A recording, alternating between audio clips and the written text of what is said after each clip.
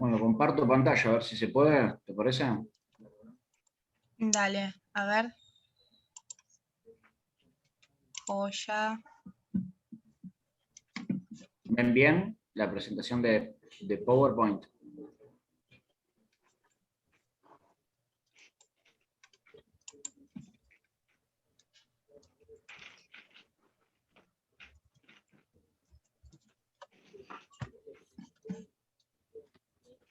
¿Se puede ver bien, compas? Sí, sí se ve. Sí, yo veo, yo veo. Sí. 2005. Este es así.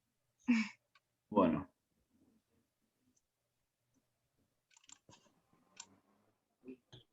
Bueno, arranco, si les parece. Claro. Sí, puedo. Mi nombre es Lautaro Saru, soy médico, trabajo en el Hospital Cruzen y hace unas clases atrás Hola, Fo, que te estuve atiende el Medi. Habla con tu charlando tío con aquí, en tu ustedes asilo. sobre el tema de sistemas de salud y los modelos de sistemas de salud. Nos había quedado pendiente hablar un poco de la salud como campo. Hay un autor que se llama Spinelli. Ustedes cualquier cosa, si me quieren interrumpir o preguntar algo, igual, Aye, si vos querés agregar algo y demás, eso creo que no hay problema, pueden hablar, frenar, y la idea sería que siempre estemos charlando e intercambiando. Bueno, hay un autor que se llama Spinelli, que lo que dice es que el sistema de salud argentino, como es tan heterogéneo, eh, con poco equilibrio, como hay Salud. diferentes subsectores que no Promotor de colaboran salud, yo. entre sí, Promotor de salud. no es propiamente un sistema de salud, sino que se debería interpretar como un campo de la salud. Ese campo tiene una serie de valores o de capitales que son sociales, económicos, culturales y simbólicos. Digamos, en contrarreferencia a esto está la definición de la Organización Panamericana de la Salud, que dice que el sistema de salud son un conjunto de organizaciones que tienen recursos cuya intención es solamente mejorar la salud de la población. En base a esto aparece un concepto que se llaman redes de salud. Para entender el significado de las redes, tenemos que ponernos un poco por arriba del sistema de salud argentino, mirar desde arriba lo que representa cada parte del sistema de salud. Tenemos que entender que las redes están representadas por personas, que esas personas tienen formas de pensar y perspectivas de ver algunas problemáticas, eso son subjetividades, digamos, que las redes pueden hacer valoraciones individuales y un poco más amplias, también colectivas, de lo que es la realidad. Y son herramientas que nos permiten formar vínculos con la problemática de la realidad, de la habitualidad. Las subjetividades que tienen las redes dependen de la posición en la que estamos cada uno, digamos, nuestra ideología, nuestro sistema de pensamientos, nuestras intenciones y también de nuestra experiencia. Entonces, las redes son vínculos, interacciones, intercambios, conexiones que se generan fundamentalmente entre personas de diferentes instituciones u organizaciones, en donde se empiezan a juntar de forma solidaria para resolver problemas. Es un mecanismo de colaboración en donde personas que tal vez están en diferentes situaciones, tal vez estamos hablando de una persona que está en el ámbito laboral formal, otra persona que está en un ámbito laboral más informal, una persona que tal vez trabaja en un comedor, con una persona que trabaja en un hospital, con una persona que capaz que trabaja en una escuela o en una universidad, se empiezan a generar vínculos, relaciones con intención de resolver algún problema. Eso se transforma en una forma de trabajar, en una lógica, y termina siendo una estrategia importante para resolver problemas. Algunas de las características de las redes en la salud son que están formadas por personas, carne y hueso básicamente, que pueden estar o no dentro de instituciones. La conexión entre estas personas suelen mejorar las habilidades de cada uno, digamos, suelen permitir resolver problemas más grandes, tratan de equilibrar los problemas del sistema de salud, en este caso del campo de la salud, y que no funcionan con un centro estrictamente. Por ejemplo, yo les digo una forma de resolver un problema. No sé, va una mamá con un hijo que estuvieron internados, muy bien, en un hospital. La madre tiene problemas económicos y de salud, entonces necesita ayuda. Entonces se entera la trabajadora social, por ejemplo, del hospital, que avisa en el CESAC, muy bien. En el CESAC le dicen que bueno, que le van a conseguir las medicaciones, que la van a ir a acompañar cuando esté en la casa, pero que no tienen forma de ayudarla económicamente. Le estoy dando un ejemplo, ¿no? Entonces en el CESAC se entera otra trabajadora de salud, se entera en una trabajadora social, entonces le busca, por ejemplo, un subsidio. Es un subsidio obviamente que tarda un tiempo, entonces mientras tanto tienen que buscar alguna otra herramienta. Entonces van y hablan con un comedor en el barrio.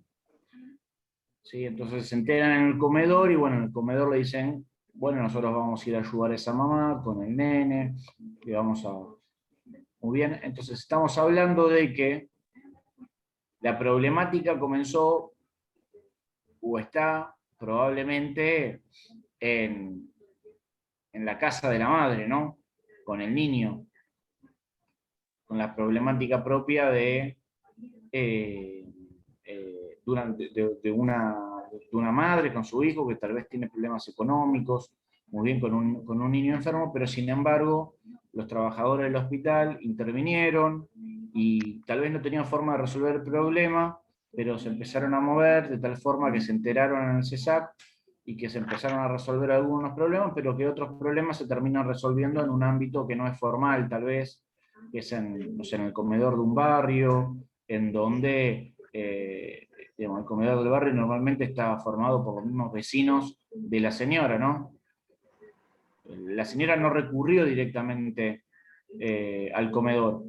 Capaz que la señora no conocía el comedor, pero sin embargo, de forma solidaria, muchas personas, ¿sí?, que formaban parte de diferentes instituciones, algunas personas, digamos, con un trabajo formal, otras personas tal vez sin un trabajo formal,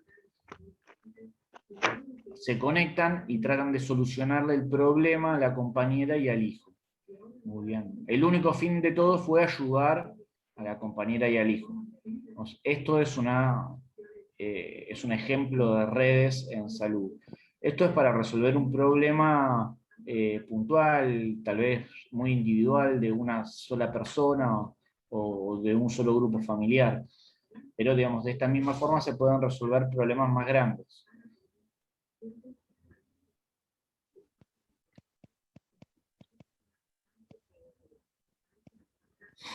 No sé si alguien se anima a dar un ejemplo en donde se puede identificar una red. No sé si en su ámbito laboral, en el ámbito del barrio, en algún lugar en donde ustedes hayan visto algún problema o alguna problemática que se soluciona de forma conjunta.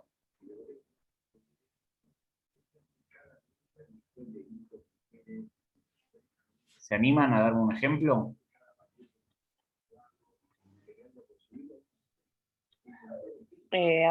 Hola, había en algún momento una red que se instaló en el barrio de todos los jóvenes que venían a dar apoyo escolar al barrio. Entonces se hablaba de una red de apoyo escolar, o sea, y entre todos los que iban a los y las compañeros, creo que eran de facultades, venían a dar apoyo escolar, hicieron como decían ellos una red, le llamaban la red de apoyo escolar en el barrio 31, ¿no? Y donde tenían reuniones donde primero identificaban de alguna manera las problemáticas que había respecto a o sea, sobre la situación escolar y bueno, que hacían que haya diserción, ¿no? Falta de acompañamiento y todo lo demás, entonces como que coordinaban incluso planificaciones juntos, buscaban materiales, trataban de diferenciarse en horarios, porque había demandas en otro comedor o en otra organización, y bueno, entonces nada, planificaban eso, dónde asistir, en qué horarios, es como que para no sumar mucho en otro y restar poco en otro. Me parece que era como que esa red servía primero para identificarse, para poder formar como un grupo que tiene ganas de ayudar, de hacer alguna actividad en el barrio, pero se necesitaba de alguna manera planificar y ver cómo hacerlo, desde dónde, en qué horarios. Y te hago una pregunta. Y empezaron a como generar. Tengo una pregunta, por ejemplo, vos decís que la red estaba en el barrio, y vos que conocías esa red, ¿había gente o alguna institución por fuera del barrio que colabore con esa red? Por ejemplo, sobre todo los que colaboraban con esa red en sí, casi todos los que eran de esa red eran como no vivían en el barrio, en nuestro barrio. Eran todos jóvenes estudiantes de las facultades de sociales, de otras de carreras que se organizaban para venir a colaborar en el barrio, ¿no? Entonces, estos cruces que tuvieron entre que venían y se iban, y me parece que empezaron a generarse, y después, junto con las docentes de los PAEBIT, sé que después se unieron a esa red. Entonces se armó como, primero esto, como un recursero, como estábamos haciendo acá nosotras como promotoras de salud, como una especie de recursero, que donde se daban clases de apoyo escolar, donde había que podían ayudarlos en idioma, en poder especificar lo de matemáticas, y empezaron a conectarse con otras organizaciones sociales dentro del barrio, comedores, bachis, ¿no? Para poder también generar estos vínculos o articulaciones. Ok, genial, es un buen ejemplo. Un buen ejemplo. Si alguien se anima a dar otro ejemplo.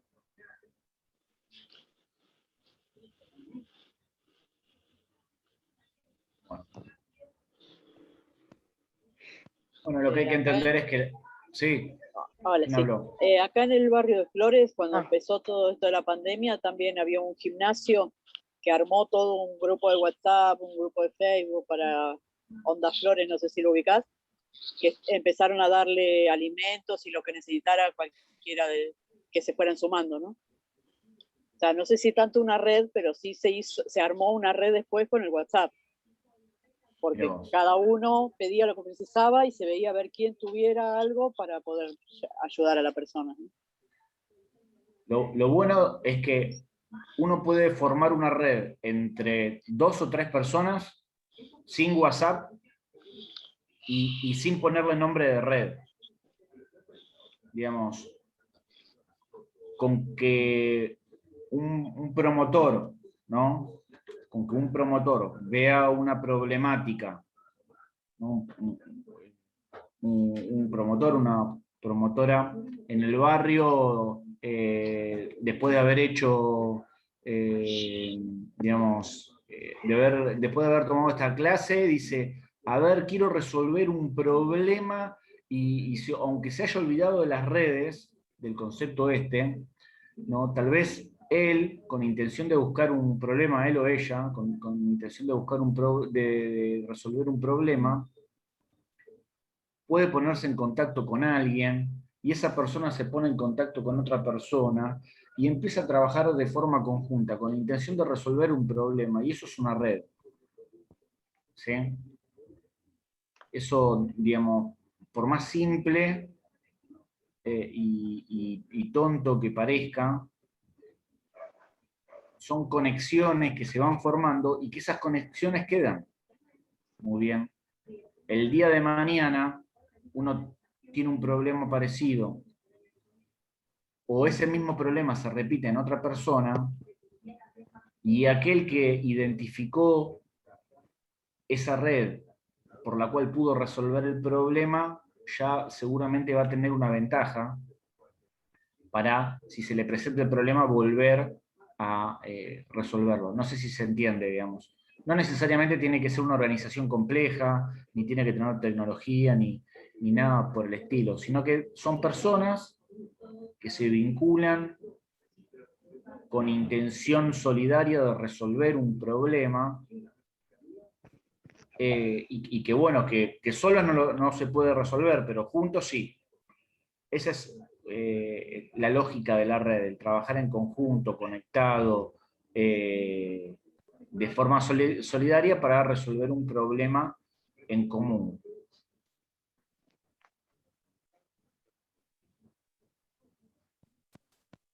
Bueno, no sé si alguien quiere comentar algo más, pero a partir de ahora un poco comenzaría lo que es el encuentro de hoy.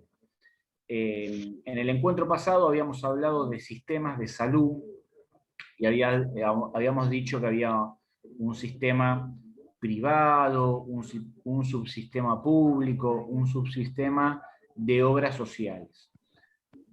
Habíamos dicho que hay algunos sistemas de salud en donde el Estado maneja todos los servicios de salud, y hay otros lugares en donde lo manejan más las obras sociales o sistemas de seguro, e incluso en algunos lugares como en Estados Unidos que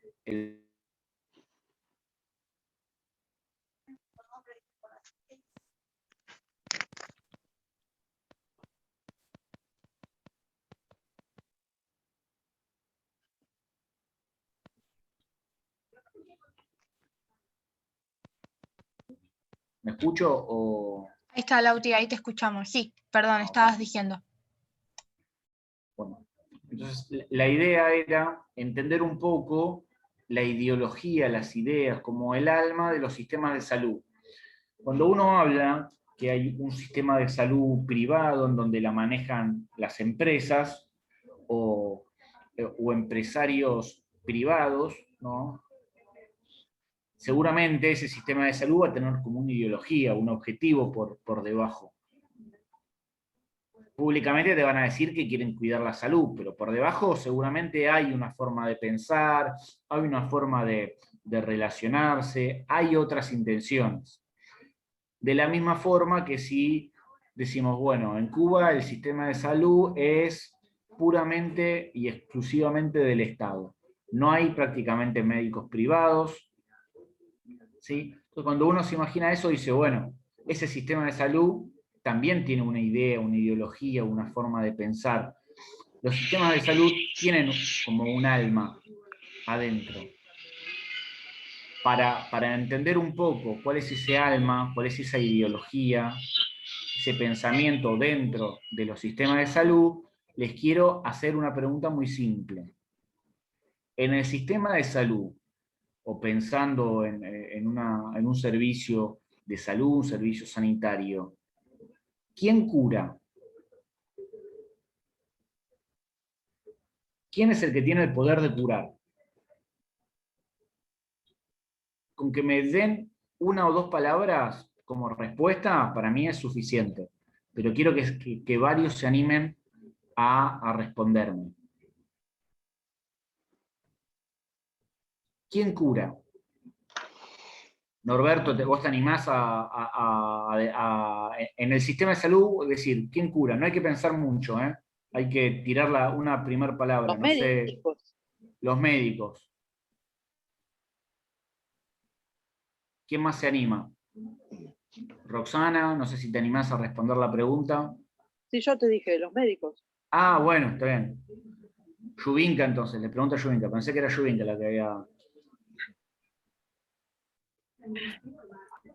Bueno, también me sumo a todo lo que, cuando uno habla de curar, es como, a lo primero que uno piensa decimos los médicos, Los médicos, muy bien. las médicas, los y las enfermeras bien. también.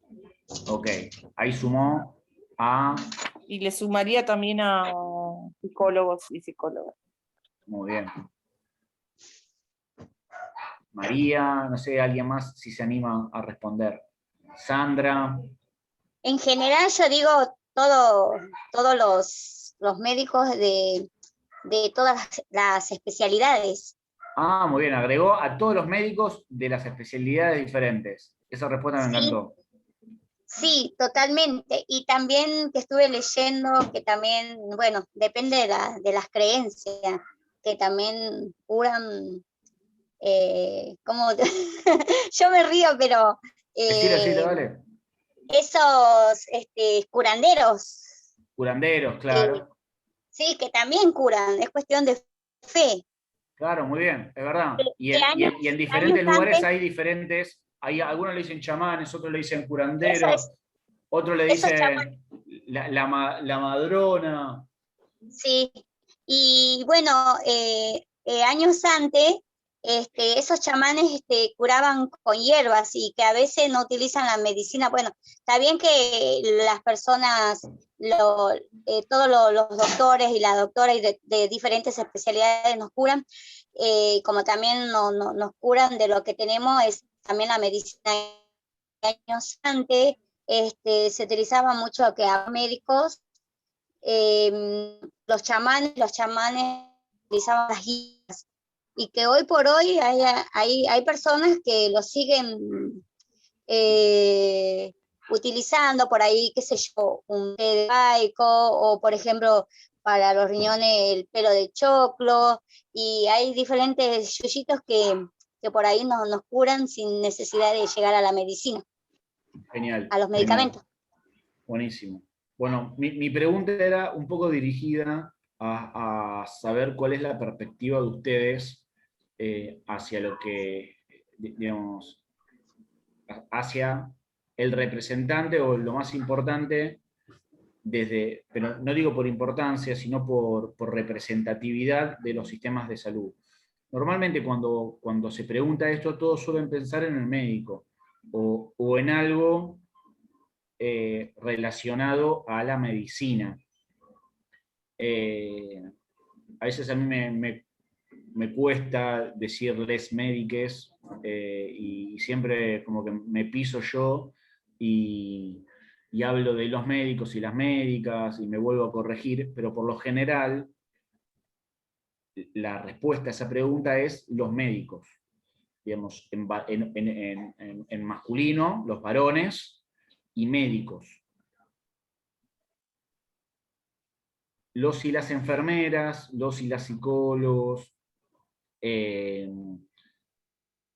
normalmente no se recuerdan como si fuera la primera vez, ¿no? Y hay un montón de otros trabajadores psicoterapeutas, claro, acompañantes terapéuticos, promotores de salud, que bueno, exacto, también forman como nexo.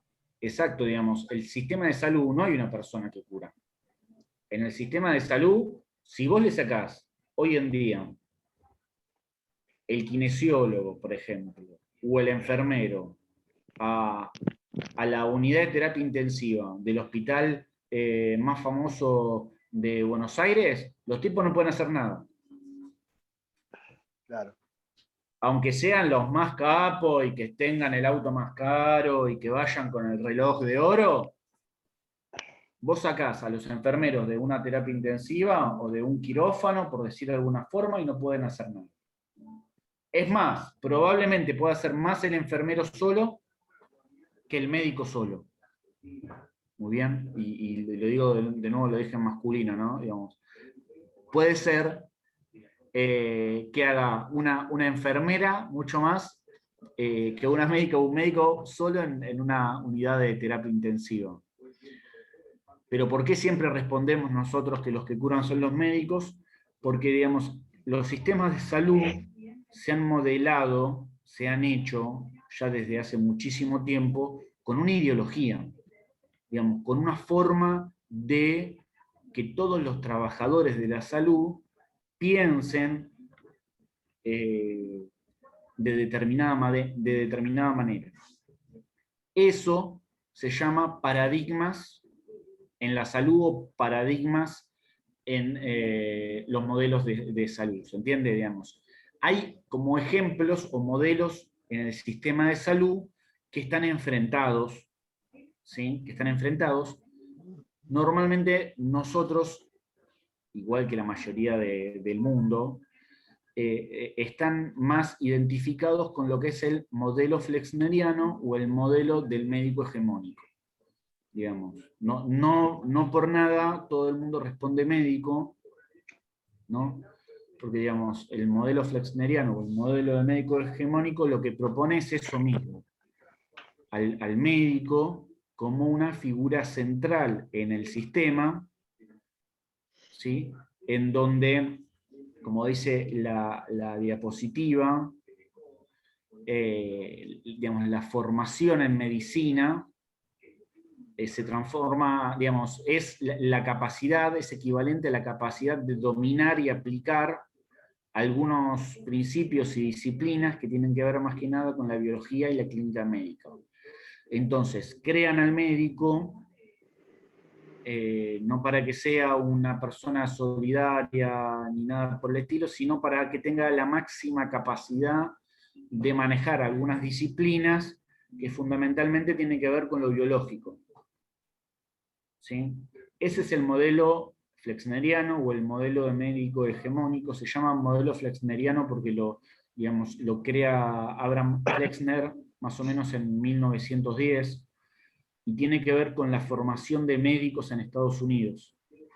Lo que hace es empezar a cerrar un montón de escuelas de medicina para que todas las escuelas de medicina empiecen a formar los profesionales de la misma forma. Tratan de formar profesionales que sepan mucho de teoría, que sean mucho de dominar disciplinas, que sepan mucho de biología y de dar tratamientos, pero probablemente sepa un poco de solidaridad. Pero también tienen la responsabilidad. Sí, claro, tienen la responsabilidad. El kinesiólogo también tiene la responsabilidad y el enfermero también tiene la responsabilidad. Digamos, responsabilidades tenemos todos. Claro, no, me refiero en cadena de mandos, una cosa así. Bueno, eso es otra cosa, esa es otra cosa que voy a decir. Esa es otra cosa que está buenísimo que vos lo digas. Porque lo que propone el modelo flexneriano es que hay una cadena de mando también. Claro. Digamos, ¿por qué debería haber una cadena de mando? La cadena de mando la inventa el modelo flexneriano, y lo que yo pregunto es lo siguiente: ¿por qué la cadena de mando tiene que dirigirla el médico y no lo puede dirigir una enfermera? O el paciente. Supongo que por el tipo de estudio. Claro, por el tipo de estudio, pero bueno, digamos, muchas veces todos estudiamos y seguramente uno lo que tiene es, no sé si es a través del ego o a través de las cosas que nos inculcan. Digamos, el conocimiento lo tiene todo el mundo y todo el mundo tiene la posibilidad de mostrarlo y de compartirlo. El conocimiento, no hay un conocimiento más fuerte que otro. ¿Sí? Bueno, igual esto ahora lo vamos a seguir, pero está buenísimo esto que hayas dicho de la cadena de mando.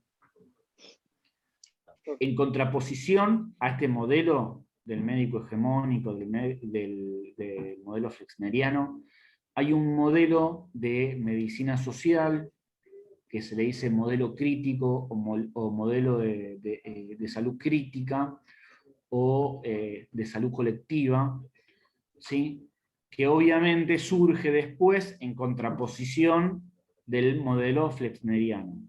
Y lo que dice el modelo social o de salud colectiva es que el proceso salud-enfermedad no depende solamente de cuestiones biológicas, ¿sí?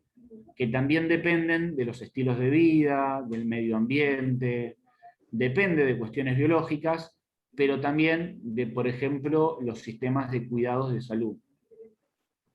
¿Okay? Acá tienen que ver los sistemas políticos, los sistemas económicos, las posibilidades económicas del paciente y de la comunidad donde vive el paciente. Si ustedes me quieren interrumpir o hacer alguna pregunta, lo pueden hacer. El modelo médico hegemónico tiene como un montón de cuestiones como para darle bolilla. Primero, consideran que tiene que ver mucho más lo biológico de la enfermedad, digamos. Una persona que tiene hipertensión, seguramente le van a dar más bolilla a las cuestiones de la biología propia de esa persona, de los genes y de los antecedentes familiares que se transmiten genéticamente, a las cuestiones que tienen que ver con los cuidados diarios de esa persona, los antecedentes de la dieta, en dónde vive, de qué trabaja, ¿sí? Siempre hay como un pensamiento hegemónico en el pensamiento médico, biológico, que suele afectar al resto, digamos. Recién estaban dando el ejemplo de las madronas, en Cuba le dicen santeras también, que tienen que ver con toda la religión africana, los chamanes y todo eso. Esa gente que hace un montón de años, hace cientos y miles de años, que están curando enfermedades con hierbas medicinales y cuestiones por el estilo, ¿no? Pero sin embargo apareció la homeopatía como una especialidad médica. Entonces es como que la especialidad médica se comió el conocimiento de los miles y miles de años que tenían las comadronas y que tenían las santeras y demás, y deja de ser algo informal, deja de ser algo que lo maneja el chamán, y lo maneja el médico ahora. Es, digamos, el modelo es un modelo más individualista, en donde deja pensar que solo el que puede curar es el médico, que solo el que puede curar es el dueño del conocimiento. Se interpreta a la salud como si fuera una mercancía, la cual uno tiene que pagar y tener alguna remuneración, en donde hay subordinación técnica, digamos, hay un jefe que suele ser médico, que suele decir qué es lo que hay que hacer, cómo hay que hacerlo, normalmente da las indicaciones, que a veces son órdenes, ¿sí? Es medio como un pensamiento un poco militar también, en donde la relación del médico y el paciente es un poco asimétrica. ¿Qué significa esto? Bueno, muchas veces el médico le da una indicación al paciente y no le pregunta qué le parece al paciente, ni si el paciente está de acuerdo, ni si el paciente puede pagar por una medicación, por ejemplo. Mire, usted se tiene que hacer esto, y si no se hace esto, se muere. ¿Sí? Ese pensamiento es un poco asimétrico, porque normalmente el paciente no cuenta con la información que cuenta el médico, pero a veces el médico no le transmite toda la información al paciente. Hay algo que también es importante de este modelo en donde predomina la idea del médico como hegemónico, es que en la relación salud-enfermedad se considera que la enfermedad es algo anormal y que rompe con el equilibrio de una persona. ¿sí? Es decir, vos sos una persona sana, hasta que un día tuviste la presión 180, 120. Te dieron una medicación y al otro día volviste a estar sano.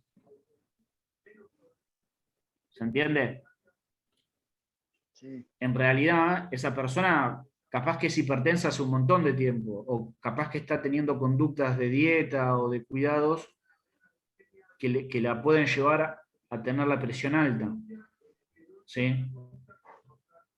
En el modelo médico hegemónico todo eso no se le da mucho valor, no se le da mucha bolilla.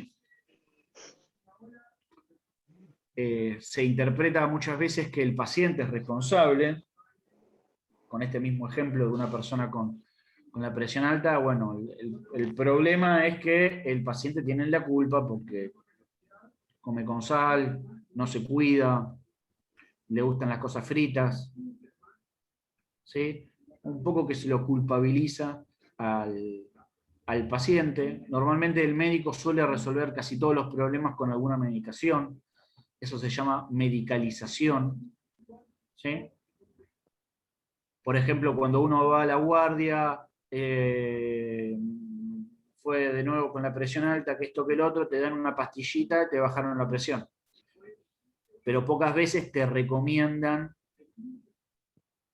seguimiento de la presión, que vos te sepas controlar la presión, qué significa tener la presión alta, qué vos podés hacer con los cuidados diarios para que tu presión no suele estar tan alta. ¿Sí? El médico normalmente en este modelo lo soluciona todo con una pastillita. Cuando lo soluciona todo con una pastillita, el paciente se transforma en una especie de consumidor pasivo. ¿Qué significa esto? Consume medicación, muchas veces en contra de su voluntad, porque a nadie le gusta estar tomando pastillitas, mucho menos ir a gastar plata todos los meses para comprar medicación, ¿sí? Pero prácticamente que está obligado por la indicación del médico. Muy bien. Es un consumidor pasivo, muchas veces, de todas las creencias y conocimientos del médico. Yo, digamos, con todo esto no estoy diciendo que está mal lo que dice un médico. Lo que digo es que hay todo un movimiento ideológico de significados dentro de la formación de los profesionales de la salud, en donde predominan todas estas ideas. Seguramente van a haber un montón de médicos y médicas súper solidarios, compañeros, comprometidos, enfermeras, enfermeros, gente que va a saber un montón, gente que va a saber menos científicamente, digo, pero capaz que la gente que sabe menos científicamente va a ser mucho más, no sé, solidaria, y si no sabe de una cosa, seguramente va a saber de otra. ¿Okay? Esto no es en contra del médico como figura. Lo que yo quiero transmitir es que hay un modelo de pensamiento, hay una lógica de pensamiento que suele respetar estos parámetros. ¿Sí? Lauti, Yubinka creo que tiene levantada la mano, ¿puede ser? Sí, ahí la veo. Pregunta a Yubinka. Bueno, no, fue hace un ratito, pero igual me quedé pensando un poco en nada, como hacer primero un paréntesis en cuando dijiste esto de la palabra mercancía y de la compra de la medicación. Me puse a pensar en ese momento, a reflexionar, así como en la época de Perón hubo esto de la gratuidad de las universidades, ¿no? Para el acceso y el derecho a la educación profesional y terciaria. Me preguntaba en qué momento de la historia fue como la gratuidad a los hospitales, a la salud pública, ¿no? Porque seguramente antes también hubo esa problemática de difícil acceso a todos y a todas. Seguramente había lugares privados donde era muy carísimo acceder, y sucedía, como contaba la compañera Sandra, que antes la mayoría se curaba con esto, ¿no? Con medicinas naturales, etcétera. Más o menos en qué momento, en cuándo surgió, eso me ponía a reflexionar. Y respecto a la medicalización, noté que pasa eso en el tema de la anticoncepción, ¿no? Muchas veces se dice, bueno, tenés que cuidarte con tal medicamento y con tal anticonceptivo, cuando dejes de lactar, bueno, tenés que cambiar a otro, pero capaz en ese proceso no explicaron que durante ese cambio hormonal pasan 10 días que uno tiene que cuidarse además con otro método de anticoncepción. Yo he visto a muchas jóvenes, madres jóvenes, volverse a embarazar por esta falta de información. Nada, me puse a pensar mientras vos hablabas de estas cosas. O que capaz que el que tiene que tomar el método anticonceptivo es el varón, por ejemplo. Qué lindo Digamos, escuchar esto. eso, digamos, para mí, digamos, esto yo no lo pensé por primera vez. A mí, digamos, digamos, no lo pensé por motus propio, pero, digamos, a veces haciéndonos estas preguntas, decir, ¿por qué? Digamos, ¿por qué el médico tiene que ser el que da las órdenes? ¿Por qué siempre son los médicos los jefes? Digamos, todas estas cuestiones a veces cambian un poco el panorama de cómo mira y cómo piensa las cosas uno, y trata de ese cambio de perspectiva llevarlo a una situación diferente, que capaz que no tiene nada que ver, ¿no? Pero está buenísimo lo que vos decís. El punto icónico que la mayoría de los historiadores dicen y demás, en Argentina la salud cambió con el primer ministro de salud, que fue Carrillo, que es obviamente un ministro de Perón, muy bien, si no me equivoco, en el año 1947 se crea el ministerio, y a partir de ahí el Estado digamos, toma como rol fundamental al Estado en la planificación y desarrollo de los servicios de salud. Antes del 47 no había servicios de salud como se piensan ahora, no había hospitales públicos, prácticamente que la salud estaba manejada de forma privada y particular. Antes, y lo digo de forma también como para trasladarlo al pensamiento de lo que estamos charlando ahora, antes había otra gente que se ocupaba de eso. Digo, porque la gente, antes del 47, la gente también necesitaba ir a curarse alguna dolencia. Entonces, ¿quién se ocupaba de eso antes? Porque en el 47 se empieza a ocupar el Estado. Empieza a hacer hospitales, empieza a invertir la provincia, los municipios y demás. Fundamentalmente, el Estado Nacional planifica el desarrollo de un sistema de salud federal, ¿ok? Pero antes había otra gente que lo hacía. Normalmente la gente que lo hacía antes eran las iglesias, ¿sí? Había alguna organización mutual de algunos trabajadores de alguna comunidad, por ejemplo, no sé, los italianos se organizaban, ¿no? Está el hospital italiano, está el hospital alemán, está el hospital español, el hospital francés. Entonces, digamos, está,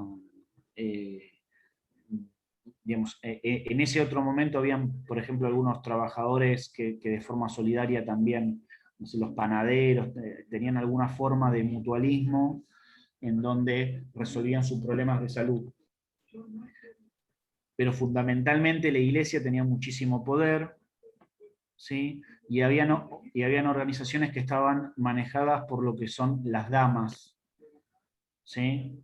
Las damas de la beneficencia, las damas de la caridad, ¿ok?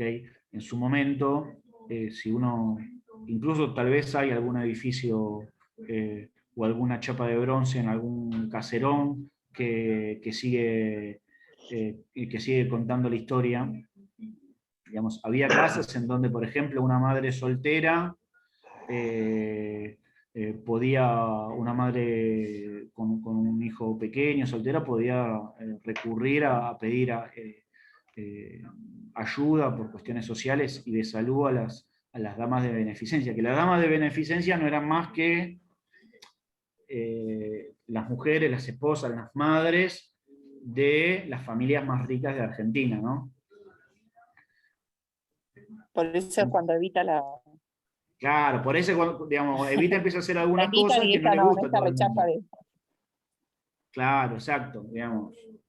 Comienza a hacer un montón, estaba de acuerdo digamos, con su pensamiento de Con su poder, digamos, limosna. entre comillas, ayudar. Claro. exacto, digamos. Pero, De ¿cuál es el hecho, a partir de pensamiento? ahí me parece que Digamos, más allá de lo que se hizo, hubo un cambio de pensamiento. Antes del 47, la salud era una limosna, era una beneficencia. Y si tenías dinero, tenías que pagar por ella. Y si no tenías dinero, bueno, te iba a pasar algo malo seguramente. A partir del 47, ¿sí? Evita, Carrillo, Perón, digamos, proponen otra cosa, que el Estado te tiene que asegurar el servicio, porque es un derecho. Entonces, es la obligación del Estado que funcionen los servicios de salud, que sean buenos los servicios de salud, que sean accesibles y para todos, para los que están cerca de las grandes ciudades y también para los que están lejos de las grandes ciudades. Digamos, hay un cambio de paradigma, hay un cambio de modelo. ¿Sí? Perdón, no quiero dejar mencionar lo que empiezan a acontecer en el chat del YouTube, que hablan de, bueno, sí, las enfermeras tampoco eran consideradas como tal, también se otorgan planes de estudios para las enfermeras para poder capacitarse aún más, dice Cintia Apoyo. Justamente empieza a verse la figura de la enfermera como muchísimo más importante también, y bueno, no es casual que la mujer ejerciendo también un lugar de cuidado. Y digamos, a partir de ese momento, ¿por qué en el 47 en vez de formarse enfermeras no se formaron enfermeros y se empezaron digamos, a formar más médicas? Digamos, todavía quedaba una ideología que tiene que ver con esto del modelo flexneriano. Digamos, a la mujer no se la permitía en lugares jerárquicos como seguramente estaban los hombres médicos. De hecho, o sea, el estudio también, no solamente la cuestión de ejercer la medicina. Alicia Moreu de Justo creo que fue, si no mal recuerdo, fue la primera mujer que pudo entrar a estudiar medicina en nuestro país. No, Lauti, Sí, yo no por ahí me me estoy acuerdo, equivocando. pero sí puede ser. Puede ser, y estamos hablando de varios años después de existir la carrera, digamos. Hoy en día, las médicas, digamos, mejor dicho, hoy en día los puestos jerárquicos no son, digamos, equitativos junto a los varones, a los médicos varones. Es mucho más factible encontrar en puestos jerárquicos, en hospitales, en ministerios y demás, a médicos varones que a médicas. Bueno, voy a continuar un poco con esta, si no nos retrasamos tanto, pero de este modelo flexneriano, modelo médico hegemónico, se plantea que hoy en día es un modelo neoliberal, que está sumamente impactado con la tecnologización, digamos, de hacer diagnósticos y tratamientos a través de tecnologías complejas, lo que significa que para acceder a esas tecnologías hay que tener un poder adquisitivo muy fuerte y se suelen subordinar esas disciplinas, esas técnicas tecnologizadas al complejo médico e industrial, digamos, a grandes corporaciones que tienen la capacidad de desarrollar algunas tecnologías y a través de eso, digamos, obviamente no solo desarrollan tecnologías, sino que que invierten en investigación, invierten en formación de profesionales, invierten en un montón de cuestiones, que lo que termina haciendo es modificando el pensamiento también de los médicos y de las médicas, en general de la forma de hacer tratamientos. Esto significa que relativizan la autonomía del profesional. Digamos, la autonomía, el pensamiento del médico, que uno dice, bueno, no sé, el pensamiento del médico está basado en lo que estudió en la carrera, en los libros que estaban ahí, los leyó todos, y él va a tomar una conducta, basado en eso. La relativización de la autonomía profesional dice que, bueno, ese pensamiento puede estar influido también por grandes empresas, grandes corporaciones que invirtieron en investigación, que invirtieron en tecnologías y que fueron copando espacios. Por ejemplo, no sé, las sociedades científicas, la Sociedad Argentina de Cirugía, la Sociedad Argentina de Anestesia, fueron invirtiendo, ganando espacios. Entonces el médico no suele tomar una decisión así porque sí, sino que muchas veces toma decisiones dependiendo de estudios que se hicieron en otros países. ¿Sí? Hay muchas recomendaciones, por ejemplo, en la oncología, en donde la recomendación se basa en estudios y demás que se hacen en Europa, en Estados Unidos. Uno intenta comprar esas medicaciones, pero imagínense estar comprando medicaciones con pesos que se venden en euros o en dólares. ¿Sí? La cantidad de dinero que uno tiene que gastar en el sistema de salud para estar a la altura de lo que nos dicen que es lo mejor, que son las recomendaciones norteamericanas y europeas. ¿Sí? Perdón. Eso es un poco, se escucha hoy en día cuando se dice que están haciendo el lobby para la vacuna Pfizer. Es eso, básicamente. Relativizan un poco y ponen en discusión cuál es la mejor vacuna.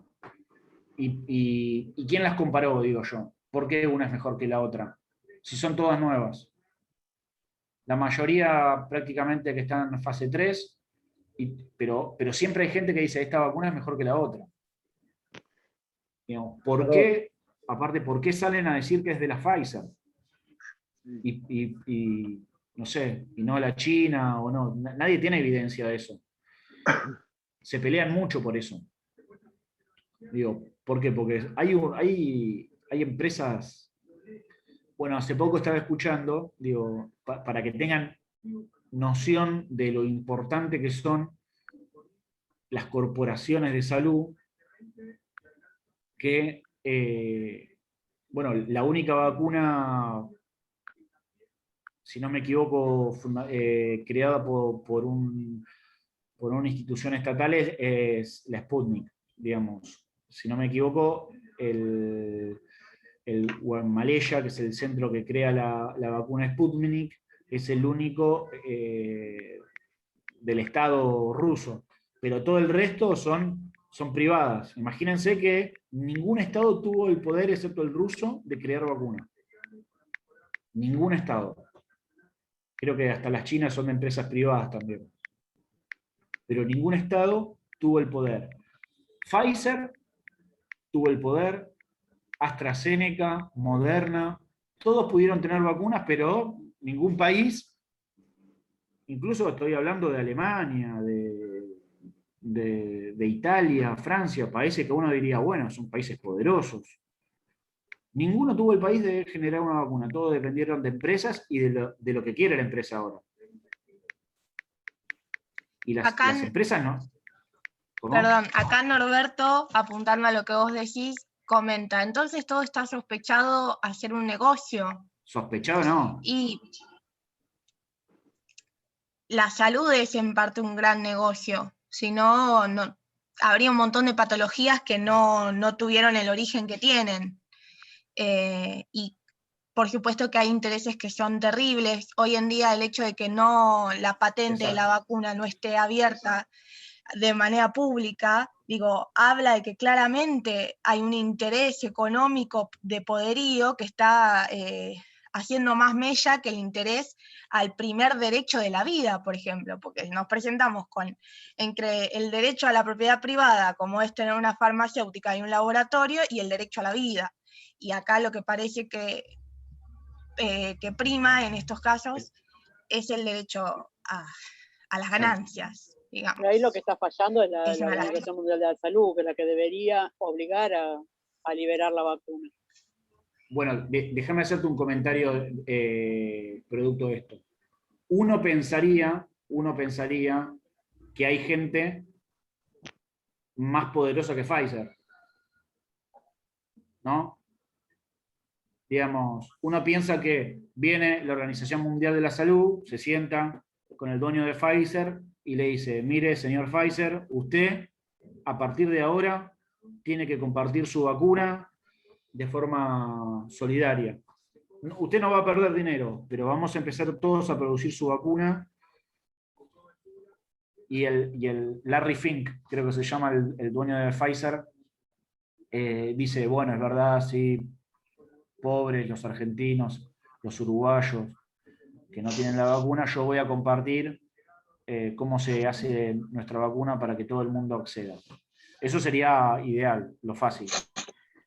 El problema es si Larry Fink dice, no, yo no les voy a dar nada. Ustedes tienen que pagar por esto. Y lo que pasa es eso. Lo que, digamos, realmente pasa es eso. Escuché hace poquito, en términos de economía, de dinero, en términos de dinero, si Pfizer se transformaría en un país, sería el tercer país más poderoso del mundo, después de Estados Unidos y China. Imagínense el dinero que tiene Pfizer y el poder económico que tiene. Si viene la OMS y le dice, claro, no, OMS, ¿vos quién sos? Tomátela de acá, OMS, acá el que manda soy yo. Y es una empresa. Y es una empresa tan poderosa, y miren lo mezclado que está todo,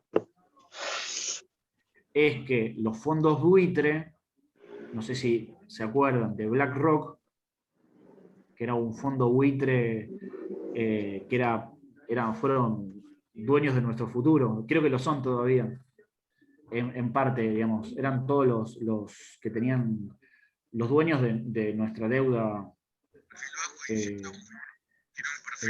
nuestra deuda externa, básicamente. Bueno, son los mayoritarios dueños de Pfizer. Eso es un poco para entender la ideología que hay atrás de Pfizer.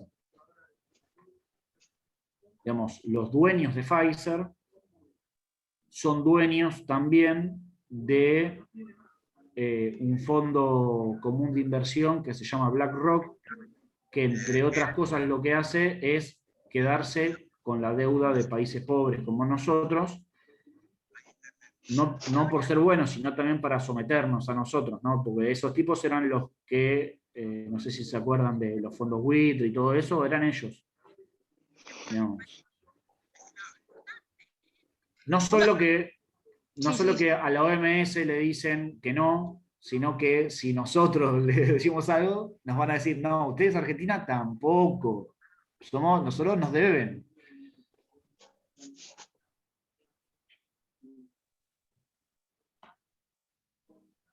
Decía si querés y después sigo con el resto.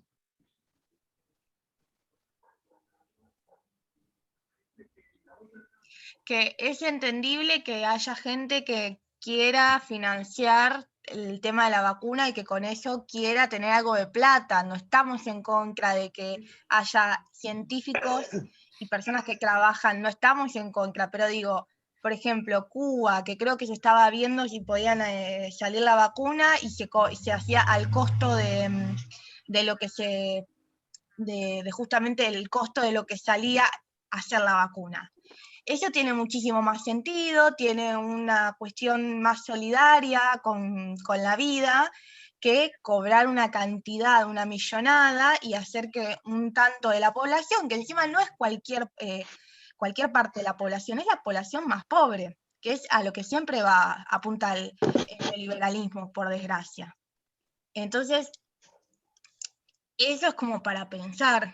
En el chat del YouTube Cintia decía, hay muchas dudas sobre la vacuna y muchos no quieren aplicarse, todo pasa por la economía, y parece ser que desgraciadamente en un mundo afectado por la pandemia, en vez de que prime la salud, hay cosas que siguen afectadas por la economía.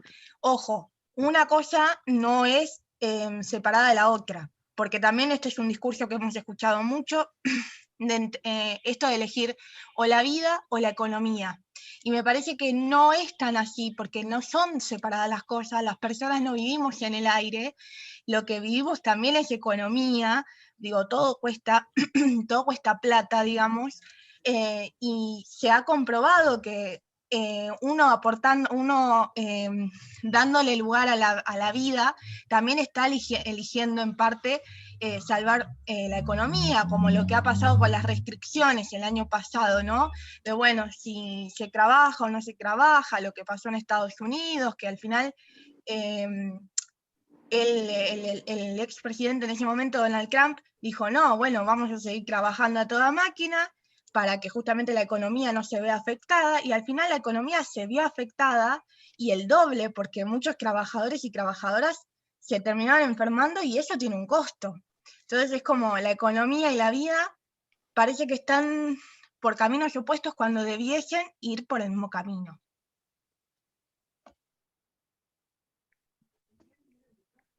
Bueno, un poco hasta ahí estuvimos hablando de lo que es el modelo flexneriano o el modelo médico hegemónico. Es un poco complejo de entender, esto igual después se puede volver a charlar y demás, pero a ese modelo médico hegemónico, digamos, lo critica el modelo de la salud colectiva, de la medicina social. Fundamentalmente este paradigma crítico se desarrolla bastante en lo que es la medicina social latinoamericana. Y obviamente surge en contraposición de cómo se forman los profesionales y cómo se desarrollan los sistemas y servicios de salud en Latinoamérica, ¿no? Esto no funciona de la misma forma acá, dicen, y hay un montón de gente que empieza a hacer críticas y a proponer cosas diferentes. ¿Qué es lo que propone la medicina social, la salud colectiva? Bueno, primero es que exista la promoción, la prevención de salud y la recuperación, muy bien, que existan servicios de atención primaria de salud. ¿Sí? La idea siempre es tratar fuera del hospital. Uno siempre termina recurriendo al hospital para un servicio, para un problema. Bueno, la idea es que trate de recurrir lo menos posible en el hospital y que en los hospitales se hagan la mínima cantidad de cosas necesarias. Que haya la menos burocracia posible para acceder a servicios de salud. Hoy en día para pedir una medicación o para que te hagan un descuento prácticamente tiene que hacer 3, 4 viajes en colectivo para ir a la obra social, para que te lo autoricen y después volver al otro día para que te... Bueno, todo eso es burocracia básicamente, y la idea es que eso en la salud colectiva no suceda. Digamos, se introduce la tecnología como una parte que tiene que ver con el aprendizaje y con el ejercicio médico, sino, digamos, como una herramienta positiva y no como algo que genere inequidad ni dependencia, ¿no? Y se propone también, de forma progresiva, que los servicios de salud sean más bien públicos que privados, digamos, traten de ser mínimas las prácticas privadas. Esto es bastante fundamental para entender un poco cómo es el proceso salud-enfermedad para lo que es la medicina social. ¿Sí? estábamos pensando que la mayoría de los problemas de salud eran biológicos para el modelo del médico hegemónico. Bueno, acá se encuentran estas cuestiones que se llaman determinantes de la salud, que hay muchas formas de separarlos y de clasificarlos, pero que dependen de, por ejemplo, el medio ambiente, ¿sí? La alimentación, el agua del paciente, de las personas, mejor dicho, no del paciente, ¿no? De la comunidad. Si la escuela a la que van los chiques les da una merienda o no, si la merienda es buena, si la casa tiene todos los servicios, cómo es el trabajo de la mamá y el papá, si por ejemplo, no sé, el papá le dan todos los medios de protección en el trabajo, si tienen trabajo, si tienen desempleo, si pudieron ir a la escuela, no pudieron ir a la escuela. También hay cuestiones biológicas que tienen que ver con cuestiones genéticas y susceptibilidad a ciertas enfermedades, pero que por lo general son factores que no se pueden, son determinantes que no se pueden cambiar, que no se pueden alterar. En cambio, por ejemplo, los estilos de vida, ¿sí? Cómo se comporta el individuo en su comunidad, en el territorio, con sus vecinos, los hábitos, las costumbres que tiene la comunidad, ¿no? Las condiciones de vida, si hay limpieza en el barrio, si se pueden llevar los residuos, ¿okay? Y hay un factor importante que depende de los servicios de salud. Si los servicios de salud son privados o si son públicos, si todo el mundo tiene la posibilidad de acceder a una salita o a un hospital, o tienen que tomarse 2 o 3 colectivos, ¿no? Bueno, todas esas cosas tienen que ver con el proceso salud-enfermedad. Y se interpreta el proceso salud-enfermedad como un proceso dinámico. No es que uno está bien, yo tengo salud, mañana estoy enfermo, tomé la pastillita, entonces pasado mañana tengo salud de nuevo. No. Digamos, yo soy hipertenso, he tenido problemas con la presión alta, tomo medicación, pero hoy tengo la presión bien, pero sigo siendo hipertenso, y no me tengo que volver loco, me tengo que cuidar. ¿Puedo hacer algo más, además de tomar una pastillita, para que mi presión esté bien? Digamos, ¿es conveniente que deje de fumar, por ejemplo? ¿Es conveniente que tal vez, no sé, trate de no comer, no sé, comida chatarra, o tengo que salir a caminar? No sé, cuestiones que pueden afectar al proceso salud-enfermedad, que no necesariamente tienen que ver con medicamentos, ¿sí? Se interpreta también el proceso salud-enfermedad en el contexto de que uno vive en un colectivo, vive en una comunidad, y que posiblemente el desarrollo de tus enfermedades, digamos, de tus dolencias, tengan que ver con tu desarrollo como individuo dentro del colectivo, dentro de la comunidad. En este caso pueden ser los vecinos del barrio, por ejemplo. Muy bien.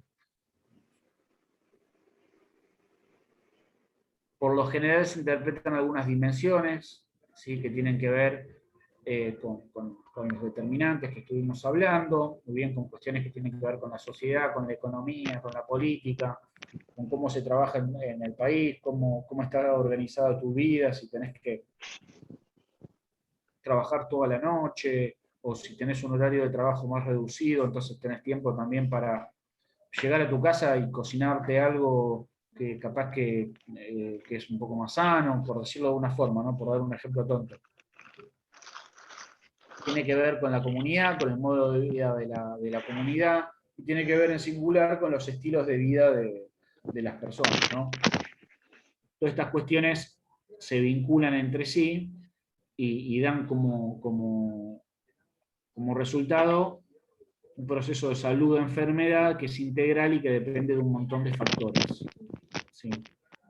Hay algo que es, digamos, sumamente importante en lo que es la medicina social, que es el rol de la atención primaria de salud, digamos, que se fortalezca la prevención y promoción de la salud, en donde obviamente los promotores de salud tienen un rol mucho más protagónico que en el modelo flexneriano, ¿no? En el modelo médico hegemónico. Hay una idea de llevar la salud a los barrios, de promoverla desde el espacio más territorial, más solidario y más comunitario también. Se entiende también que existe un proceso educativo en lo que significa la salud comunitaria, en donde todos pueden compartir sus conocimientos, y que no siempre los conocimientos son cuestiones científicas. Muchas veces los conocimientos, como decía la compañera, tienen que ver con lo que conoce una abuela de alguna yerba que te pueda llegar a ayudar, o alguna madrona, o algún chamán o brujo de algún pueblo que tenga... Bueno, todo eso es información, es conocimiento, ¿sí? El conocimiento del barrio, de la comunidad, de los vecinos, que a veces están organizados y otras veces no. Todo eso construye al proceso salud-enfermedad. El ejemplo típico es un poco de que venga un ministro al barrio y le diga, bueno, ahora le vamos a dar medicación gratis, ¿no? A todos. Y que en el barrio digan, no queremos medicación gratis. Nosotros lo que queremos es que, no sé, tener agua corriente, tener la electricidad como corresponda, que se vayan a las corrientes de agua más cercanas y que estén limpias. ¿Se entiende? Porque el conocimiento de la salud de la comunidad es uno, mientras que la gente que ve de afuera ve otra cosa. Entonces, por eso, digamos, se le da importancia a la participación comunitaria. De esta misma forma se cree que la intervención médica no es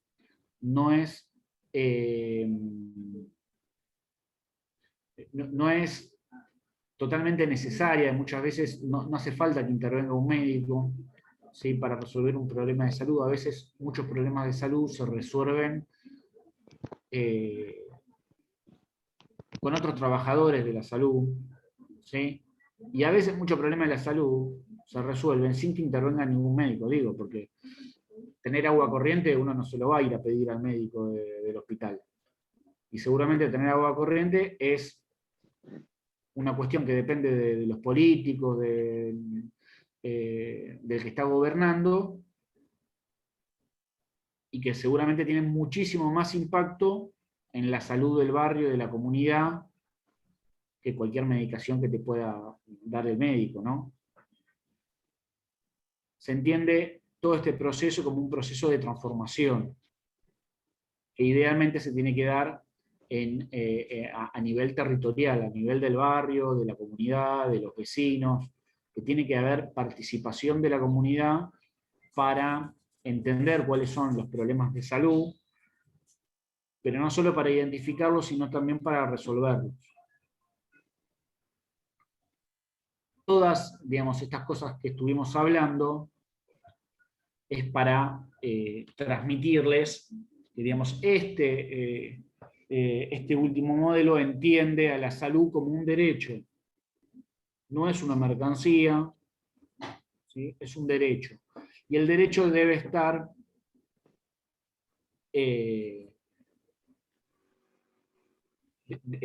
debe estar supervisado por las obligaciones del Estado. Es una obligación del Estado que se cumpla este derecho, ¿sí?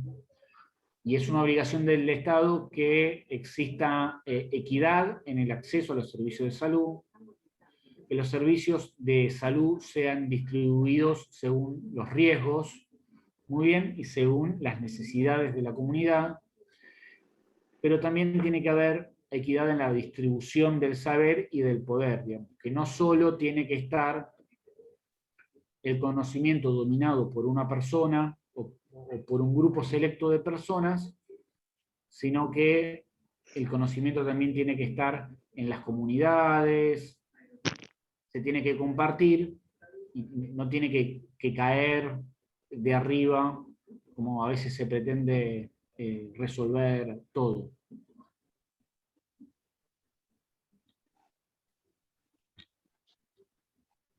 Bueno, ahí terminé con la clase. Esta clase fue la hicimos un poco más rápida que la del martes, y me parece que se quedó un poquito más linda. Igual, muchas gracias, Aye.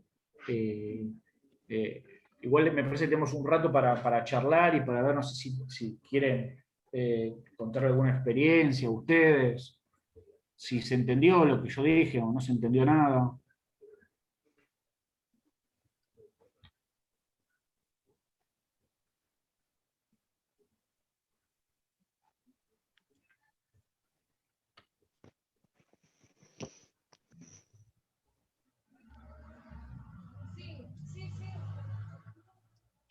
¿Qué pasó? Estamos todos callados ahora. Sí, que quedó tan linda esta clase en comparación con la otra que se entendió todo, no, cerró todo.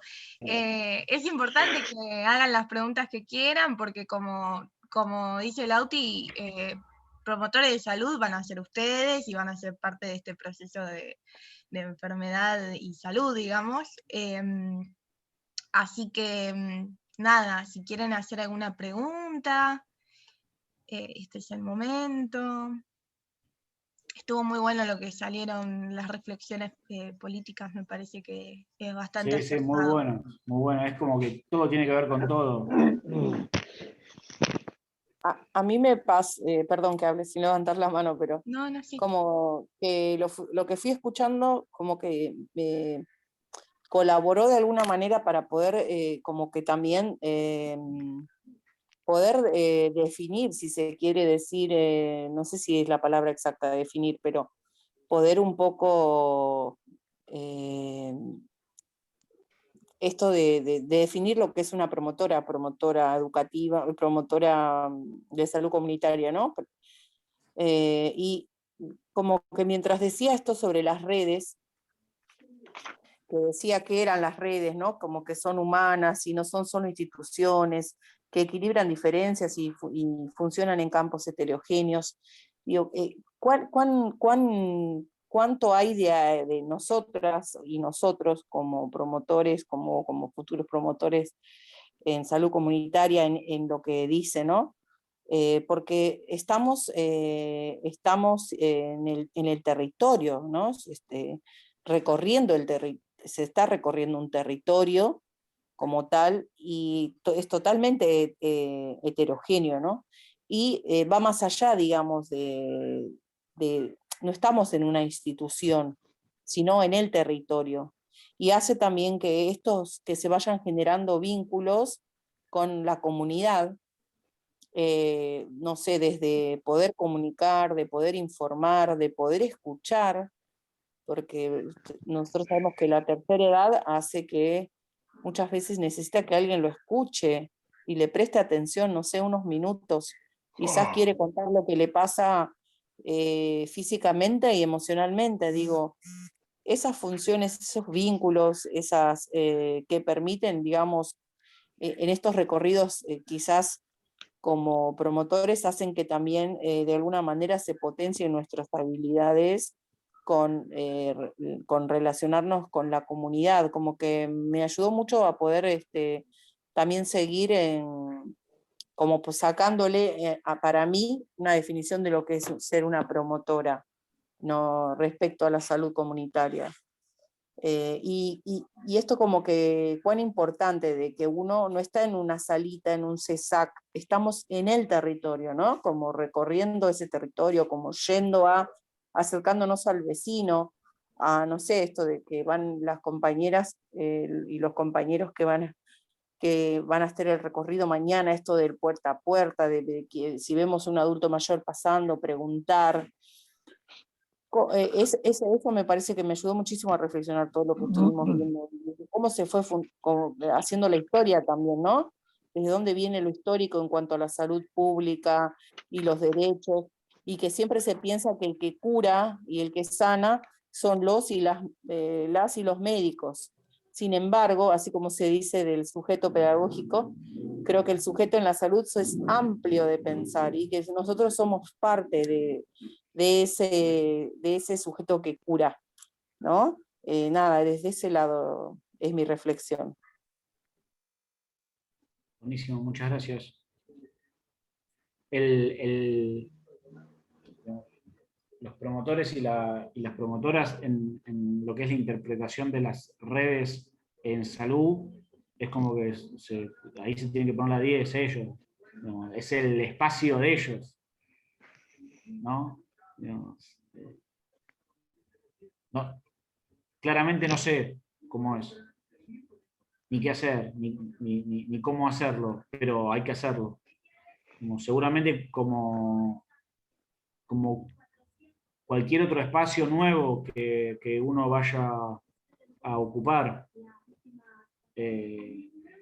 uno puede tener una preparación teórica un poco más y menor que otra persona, puede tener más o menos práctica, pero llega el momento que estás en la calle vos,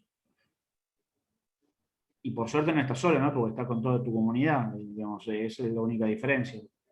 Seguramente no vas a estar solo, que va a haber un montón de gente que te va a ayudar y que te va... Algunos le vas a golpear la puerta seguramente y te van a responder bien, y otros te van a responder mal, pero bueno, vos ya sabés que la próxima vez vas a ir al que te respondió bien cuando golpeaste la puerta. Y mucha gente, digamos, antes de lo que piensen, me parece que te van a empezar a golpear a la puerta a vos. Eso es fundamental, está buenísimo. Es un rol sumamente altruista, tienen que estar muy orgullosos de cumplir ese rol.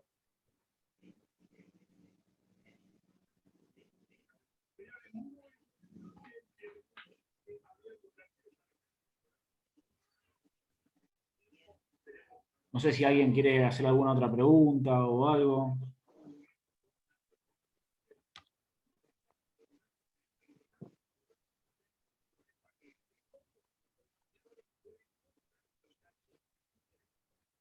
Bueno, terminamos acá, ¿te parece, Aya?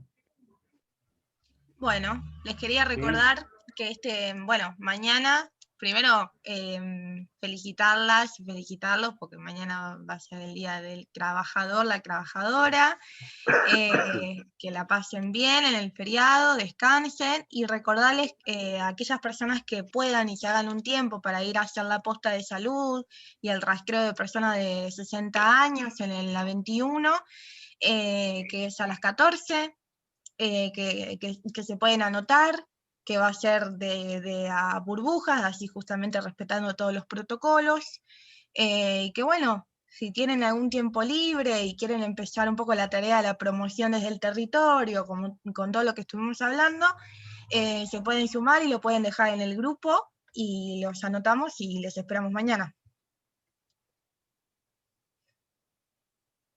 Bueno, y cualquier cosita, sí. ¿Puedo opinar algo? ¿Cómo estás? Perdón, Sí, total. se me hizo tarde, hoy me enganché tarde. Justo me quedé ahí mirando. Poné de vuelta lo que estaba, ¿viste? El flash que estaba recién, equidad en la salud y todo eso. Me quiero referir puntualmente a lo que dice ahí. Equidad en la salud, por ejemplo, acá nosotros exigiríamos acá, ¿ves? El acceso a la salud con equidad, ¿no? Y acá también entra un proceso discriminatorio a jugar en la evaluación, ¿no? Cuando hablamos de equidad, ¿no? Y cuando hablamos de equidad en la distribución de los riesgos y decimos salud, ¿no? Estamos hablando también de inversión y de cosa mixta y del Estado y el privado, como si fuese una cosa obligatoria que tiene que el Estado estar junto al privado en el tema de la salud y que rige, digamos, el tema de la salud el sistema privado. Bueno, y el tema de la distribución del saber y el poder, eso medio como que no sé bien qué quiere decir, digamos, el saber y el poder. El saber estar, digamos, informado, ¿no? Sería, y el poder, ¿qué sería? ¿Sería el derecho a la salud? ¿Qué sería? Sí, puede ser eso. Digamos, la distribución del saber tiene que ver con que todos puedan acceder al conocimiento. Sí. En algunos lugares las personas con más dinero, de cierto poder adquisitivo, tienen mayor facilidad para acceder al conocimiento. Por ejemplo, no es casualidad que ahora ha cambiado un poco ese equilibrio, pero normalmente las personas que estudiaban medicina eran varones de una clase media acomodada, y que eran reconocidos o legitimados como las personas que más sabían o como los únicos que sabían. Entonces el médico te decía, este está mal, y no hay forma de decir lo contrario. Esa relación es un poco una relación asimétrica de poder, de dominación. Digamos, el que tiene más conocimiento probablemente tenga mayor capacidad para ejercer alguna forma de poder sobre el otro. Entonces, de esa distribución se habla. No sé si fui claro. Sí, ahí me quedó claro. Esas preguntas o interrogantes no me quedaban claros, ¿viste? El saber y el poder. Y bueno, otra cosa que vos dijiste, que está muy bueno, es lo de los privados y el Estado, que eso está buenísimo, pero vos, con el ejemplo, imagínate lo que estábamos hablando hace un rato, ¿no? Que a veces los privados son muy poderosos, y a veces el Estado, a veces, está manejado por alguien del privado. ¿Sí? Les doy un ejemplo. En donde, digamos, no sé si se acuerdan del ex ministro de Salud, devenido a secretario de Salud de la Nación. No sé si se acuerdan, Rubinstein. Y uno dice, bueno, ¿de dónde salió Rubinstein? Bueno, Rubinstein estudió en Estados Unidos, se preparó en Estados Unidos, no sé si en Chicago o en Harvard, y aparentemente era un tipo capo del Hospital Italiano de Buenos Aires. Entonces, ¿quién es el Hospital Italiano de Buenos Aires? Y la Sociedad de Beneficencia Italiana. ¿Pero quiénes son los italianos en Argentina? Y bueno, una de las familias italianas más famosas, los Macri. De hecho, uno de los ex directores del Hospital Italiano, de apellido Macri. Entonces, el Estado, con Rubinstein como secretario de Salud, ¿vos creés que va a regular a los privados? Si él es el privado. ¿Se entiende? Ninguno. Ese es el, digamos, eso está bueno. El Estado, digamos, tiene que ser aparte del privado y lo tiene que regular, y en servicios de salud, idealmente, y es lo que yo pienso, el privado debe o podría tener libertades, pero siempre y cuando se respete digamos, un fin común y una orientación común, que esa orientación la tiene que llevar el Estado. ¿Sí? Pero bueno, a veces tenemos estados que son estados como que tuvimos en el gobierno anterior, ¿no? Sí, y yo creo que hay que actuar más enérgicamente en eso también, Lauti, ¿eh?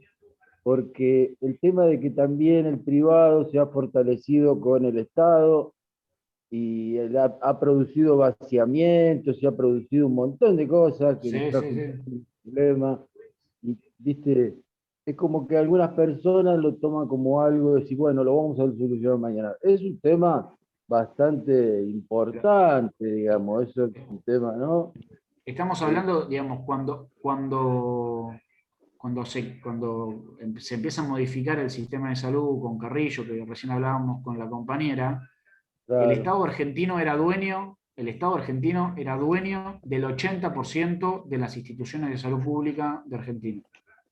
El 80% de hospitales, salitas, instituciones de salud, el Estado argentino, el 80% era público. ¿Se entiende? Era un Estado sumamente poderoso que manejaba, planificaba todos los servicios de salud, pero eso de a poco se fue destruyendo, y eso lo hablamos en la clase anterior, digamos, eso en parte se destruyó desde el Estado, con regulaciones, con leyes y demás. Digamos, se les fue dando de a poco poder a los privados para que tengan lo que hoy tienen. Y hoy los tipos no te lo van a dar de forma gratuita, ¿eh? No es una cuestión de voluntad del ministro. No es algo que el ministro quiere hoy y dice, bueno, hoy Bisotti se levantó con ganas de que desaparezca el sistema privado de salud. No, los tipos tienen mucho poder. Mucho poder. Sí. Sí, el sistema privado y público lo explica, digamos, en una mirada política lo explica mejor digamos, que profesional, que científica, ¿no? Esa mirada política, digo, distributiva de lo público, la mirada a lo público y eso.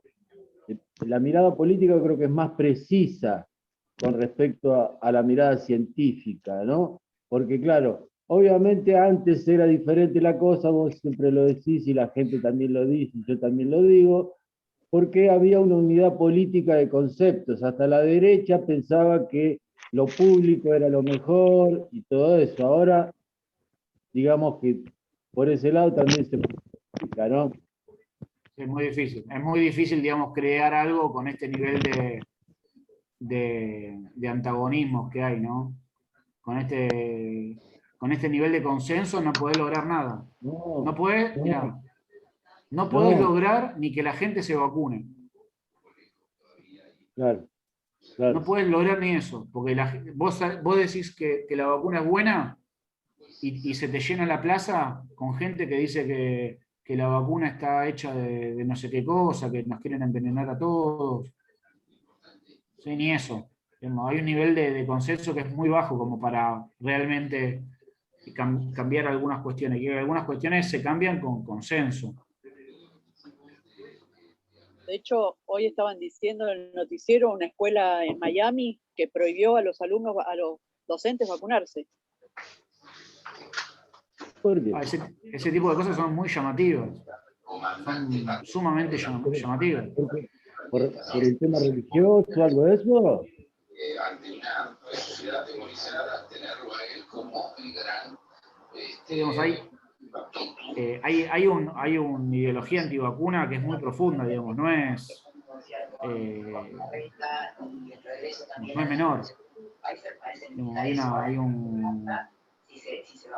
una negación muy fuerte de lo que son las vacunas. En este momento salió a reflote, ya existía hace mucho tiempo, ¿no? Pero ahora es muy fuerte. Es importante para la sociedad que la pandemia, consciente de que esto puede ser posible en una circunstancia dramática que va a quedar en la historia según cómo va allá. Bueno, no sé si quieren hacer alguna pregunta más, son las 8:15. Esto es como cuando se rompió la confianza, que es la famosa idea. Por mí nada más, gracias, compás. Bueno, compa, muchas gracias por acompañarnos, muchas gracias, Aye, por hacerme el aguante las veces. Muy linda charla, muy lindo. Gracias. Gracias, nos vemos. A ustedes, descansen, cuídense. Sí. Gracias. Con la sociedad se rompió la confianza y él lo que quiere ahora es pegarlo.